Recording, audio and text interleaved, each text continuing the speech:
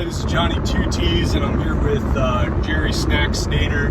And whether you're on the range or you're full of rage, this is Big Jinn Golf Talk. And on today's episode, we're going to be picking up 2 pounds. That's 2 lbs at 2 very average golf courses. Dirt tracks. About 2 hours away. Now, Jerry Snacks, you're a States guy. You think it's worth it to drive 2 hours just to get these logo balls? This is the thing. Have you ever done this and regretted it? Never once. I had one time where I drove to a terrible course and I paid 3 times as much as I would have at a local course. The course wasn't near as nice. And then I drove the whole way home and I left my phone there. And then I drove the whole way back. And then I drove the whole way home again. I drove 4 hours to play a below average course. For a single logo ball. For a single logo ball. And do I regret it? Oh, and the logo ball? There's no logo ball. I had to make sure. It was just a standard mic. I actually had to get one of the ball markers, and I super glue it onto the wall. I did that with my Ireland course. I've been down that road. Well, Jerry Snacks, that's a great answer. It's like a flushed 8-iron and a glass of good whiskey. It was smooth and straight down the pipe.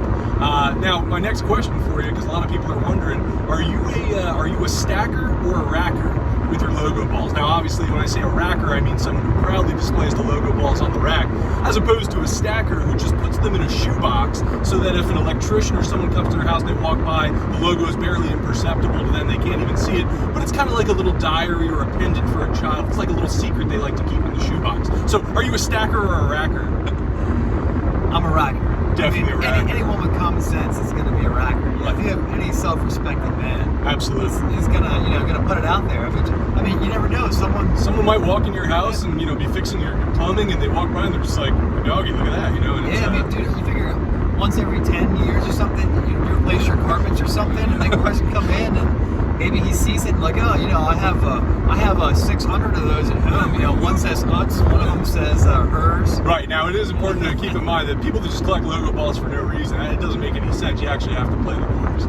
All right, this next segment we're going to be doing is called Tips from the Tips. Now, these aren't tips that actually help you from the tips. These are tips that explain to you why you should be playing from the tips. And there's 5 great reasons why. Now, the first reason that I think we can agree on is when you play from the tips, you play a lot slower, right?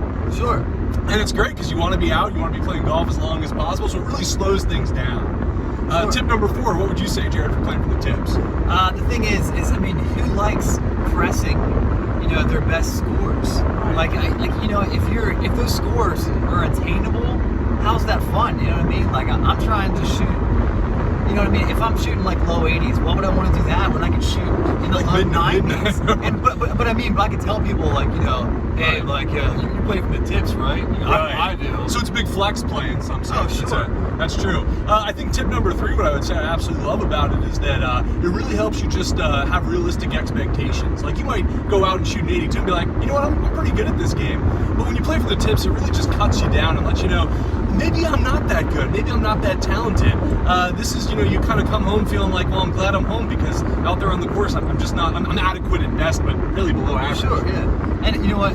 The tip number 2 is also going to be incorporated into number 1 because it's so important. Right. This is the thing. I think there's definitely a chance that I could maybe cut off like 40 to 50 strokes off my game and start entering tournaments. Oh, what I mean? So I want to be prepared. Like when I do cut off those 40 strokes from my game, right. Basically I'm like, I'm used to playing from the tips. Like, obviously. That's a great tip from the tip, Jared. All right, this has been Big Jinn Golf Talk. Tune in for the next episode where we discuss virtual logo balls and the way that you can really attain them and create